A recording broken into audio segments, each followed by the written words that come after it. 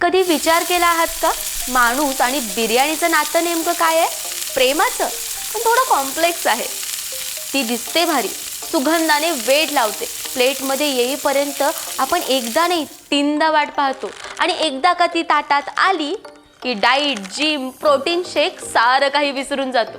बिर्याणी म्हणजे फक्त जेवण नाहीये, ती एक आठवण आहे, कॉलेजच्या कॅन्टीनची, ऑफिसच्या पार्टीची किंवा एखाद्या खास संडेची, जिथे गरम गरम बिर्याणी, कधी ती कोल्हापूरची असते तर कधी दम बिर्याणी, तर कधी कधी ती आईच्या हातची साधी बिर्याणी सुद्धा लगेच हृदयात घर करते. अहो हो, हे बघा, माणूस बदलतो, टेक्नॉलॉजी बदलते, पण बिर्याणीवरचं प्रेम ते तसंच राहतं.